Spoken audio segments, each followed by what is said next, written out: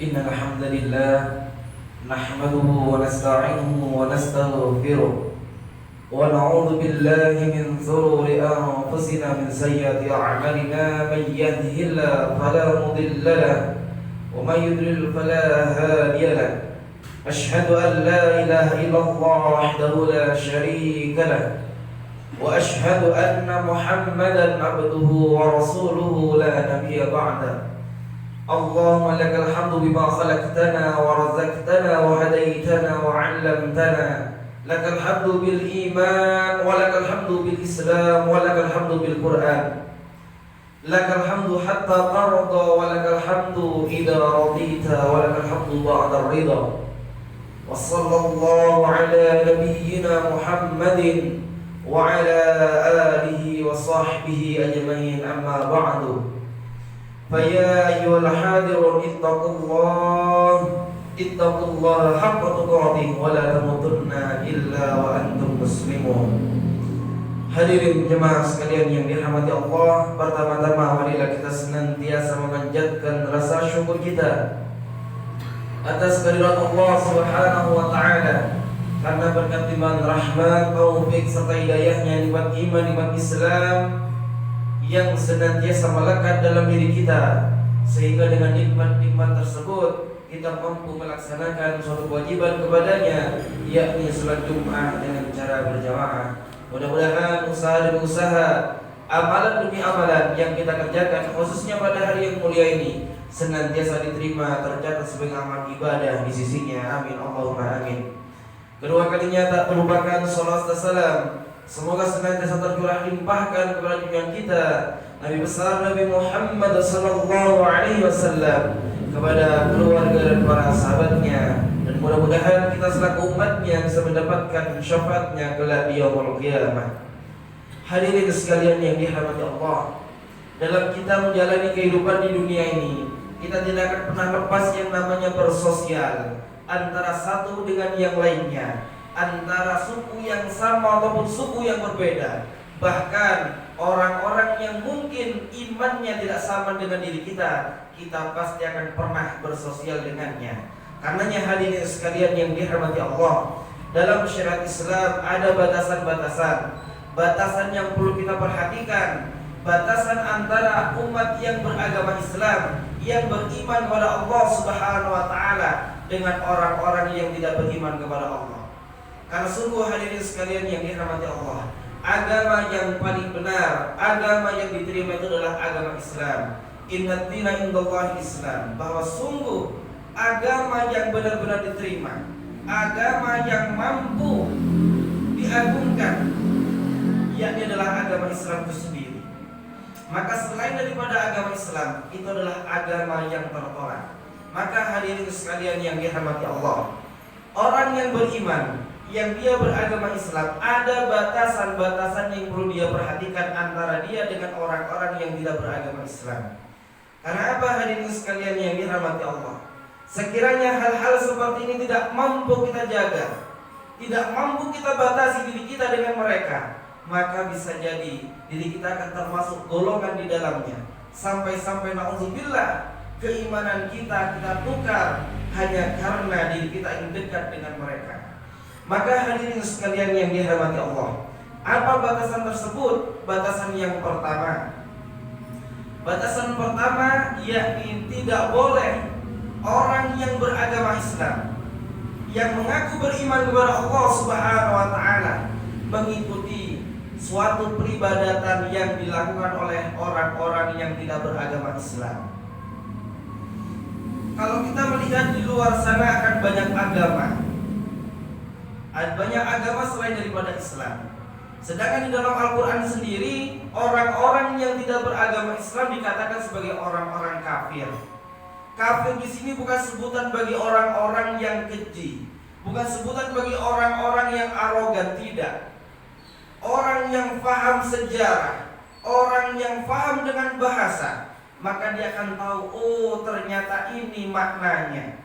Kenapa Allah mengatakan qul ya ayyuhal kafirun? Katakanlah kepada orang-orang kafir. Dulu hadirin sekalian yang dirahmati Allah, Di zaman Nabi SAW ketika mendakwahkan ajaran Islam ini, lambat laun banyak yang mengikuti ajaran Islam. Sampai-sampai orang kafir Quraisy takut, khawatir pengikutnya hilang habis mengikuti ajaran Islam. Sampai-sampai datang kepada Rasulullah, "Ya Rasulullah, agar kaum Quraisy ini mampu terjaga solidaritasnya, bagaimana kalau hari ini kami ikut ibadah sebagaimana orang Islam melaksanakan ibadah, dan besoknya orang-orang Islam mengikuti ibadah sebagaimana kita melaksanakan ibadah." Maka turunlah ayat ini, "Qul ya ayyuhal kafirun." Katakanlah kepada orang-orang kafir. Ketika turun dengan sebutan kafir, mereka tidak marah, mereka tidak membenci, mereka tidak mengatakan, "Kenapa Tuhan engkau mengatakan seperti itu?" Karena mereka tahu bahwa makna kafir di sini adalah makna orang-orang yang sedang tertutup, orang-orang yang sedang tertutup dengan hidayahnya Allah Subhanahu wa taala. Maka hadirin sekalian yang dirahmati Allah, sampai di ayat lakum dinukum waliyadin, bagimu agamamu dan bagiku agamaku. Karenanya dalam syariat Islam ada batasan. Jangan sampai diri kita mengikuti hal-hal yang mungkin itu adalah salah satu peribadatan yang mereka lakukan. Kan sungguh hal-hal yang seperti itu, kalau sekiranya terjadi kita mengikuti-ikuti, maka bisa jadi keimanan kita ditukar dengan kenikmatan-kenikmatan dunia, katakanlah, sehingga diri kita keimanannya hilang di hadapan Allah Subhanahu wa taala. Dan ini adalah perkara yang sungguh kita jauhkan, jangan sampai itu ada dalam kehidupan kita. Hadirin sekalian yang dirahmati Allah, ini yang pertama, bahwa di orang Islam yang beragama Islam jangan sampai mengikuti hal-hal yang dilakukan oleh orang-orang yang tidak beragama Islam. Bahkan Nabi SAW mengatakan, "Man tasabbaha biqaumin fahuwa minhum." Barang siapa yang mengikuti ajaran-ajaran mereka, kata Nabi, mereka di sini adalah orang-orang yang tidak beragama Islam, maka kata Nabi, fahuwa minhum, maka sungguh dia tergolong daripadanya. Maka hadirin sekalian yang dirahmati Allah, ini batasan yang pertama, yakni diri kita jangan sampai meniru peribadatan yang mereka lakukan. Yang kedua, jangan sekali-kali orang yang beragama Islam, yang mengaku beriman kepada Allah Subhanahu wa taala, dia memuji, mengagung-agungkan kenikmatan orang-orang kafir, mengagungkan kenikmatan orang-orang yang tidak beriman kepada Allah Subhanahu wa taala. Mungkin dengan pernyataan, kenapa orang di luar sana yang dia tidak beriman kepada Allah, rizkinya lancar, rumahnya mewah, kendaraannya banyak melimpah, sedangkan kita di sini yang melaksanakan sholat 5 waktu, mengkaji Al-Quran, puasanya sunnah tidak pernah ditinggalkan, bahkan infak sedekah setiap hari dilakukan. Kenapa rezeki kita begitu-begitu saja? Tidak Allah limpahkan sebagaimana dilimpahkan kepada orang-orang yang tidak beriman? Maka jawabannya hadirin sekalian yang dirahmati Allah, ini adalah dunia. Ada peribahasa mengatakan bahwa dunia itu adalah penjara bagi orang-orang muslim dan kenikmatan surga bagi orang-orang kafir. Karenanya apa? Kenikmatan yang ada di dunia ini tidak akan pernah ada nilainya di hadapan Allah Subhanahu wa taala. Sekiranya ada nilainya di hadapan Allah, tidaklah mungkin kenikmatan tersebut diberikan kepada orang-orang yang tidak mau beriman kepada Allah Subhanahu wa taala. Maka tidaklah layak orang-orang yang beriman mengkhawatirkan karena kenikmatan yang ada di dunia. Sungguh nikmat di dunia ini sangatlah banyak hadirin sekalian yang dirahmati Allah. Bahkan Allah Subhanahu wa taala mengatakan, "Wa in ta'uddu ni'matallahi la tuhsuha." Sekiranya kau menghitung nikmatku, kata Allah Subhanahu wa taala, la tuhsuha, kau tidak akan mampu menghitungnya.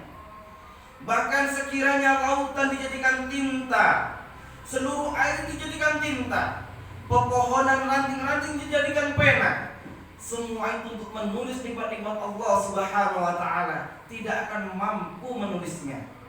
Maka hadirin sekalian yang dirahmati Allah, tidak perlu kita iri, tidak perlu kita menyanjung kenikmatan orang-orang yang tidak beriman kepada Allah Subhanahu wa taala. Karena sungguh kalau seorang hamba beriman, diri kita beriman melakukan amal soleh, Mungkin kita sedekah tidak Allah balas dengan kenikmatan harta yang melimpah, karena sungguh sedekah kita akan Allah balas, akan Allah ganti nanti berupa subhana Allah Subhanahu wa taala.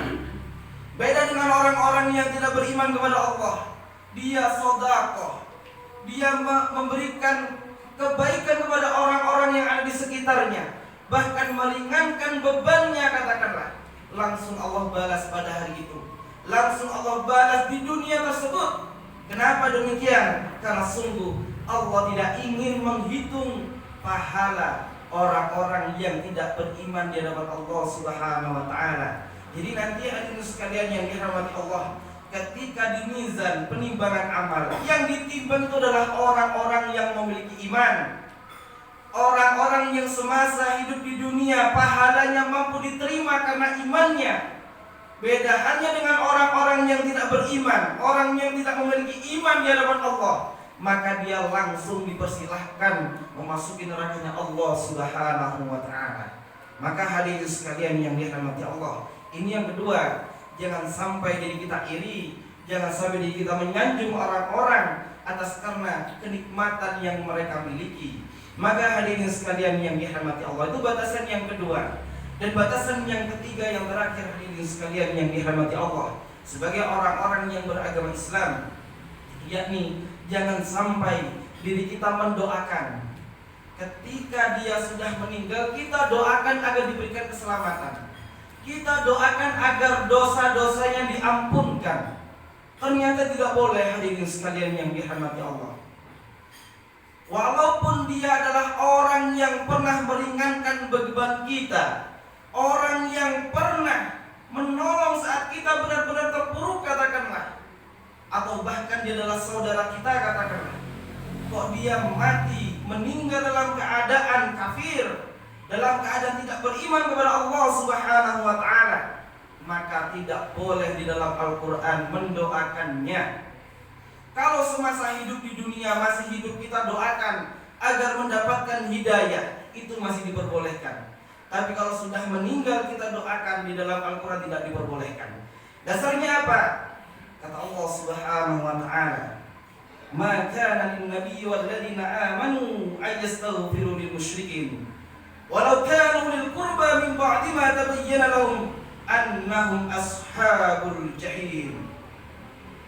Kalau kita melihat asbab nuzul, bahwa sebab-sebab turunnya ayat ini hadirin sekalian yang dirahmati Allah, ketika paman Nabi Abu Thalib, beliau adalah paman yang sangat mulia di mata Rasulullah SAW.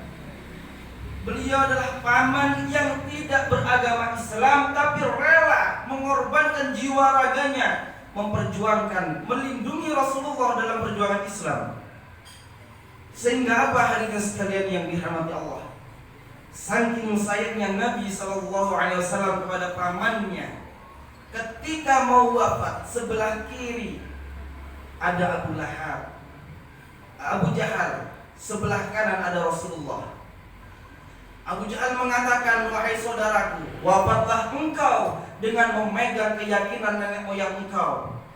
Sedangkan sebelah kanan Nabi mengatakan, "Wahai pamanku, ayolah ucapkan 2 kalimat syahadat.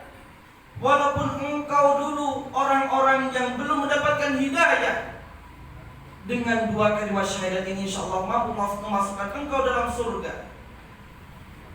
Sampai pada akhirnya hadirin sekalian yang dirahmati Allah, beliau wafat dalam keadaan tidak beriman, masih mengikuti ajaran nenek moyang. Sehingga apa? Saking sayangnya Rasulullah kepada pamannya, Rasulullah mengangkat kedua tangannya dan berdoa, "Ya Allah, sungguh pamanku adalah orang yang baik. Pamanku memperjuangkan saya untuk membela ajaran Islam ini. Maka dengan rahman dan rahimnya engkau ya Allah, ampunkanlah dosa-dosa pamanku." Maka turunlah ayat ini hadirin sekalian yang dirahmati Allah, "Maka lin nabi wal ladzina amanu ay yastaghfiru lil musyrikin." Tidaklah pantas, tidaklah layak, kata Allah Subhanahu wa taala, seorang nabi pun atau mungkin orang-orang mukmin, orang-orang muslim meminta ampunan kepada orang-orang kafir, orang-orang musyrik, kata Allah Subhanahu wa taala. Walau kanu lil qurba min ba'di ma tabayyana lahum, walaupun itu saudara engkau sendiri, kata Allah Subhanahu wa taala. Karena sungguh orang-orang yang meninggalnya dalam keadaan kafir, annahum ashabul jahim, dia akan ditempatkan di dalam nerakanya Allah Subhanahu wa taala.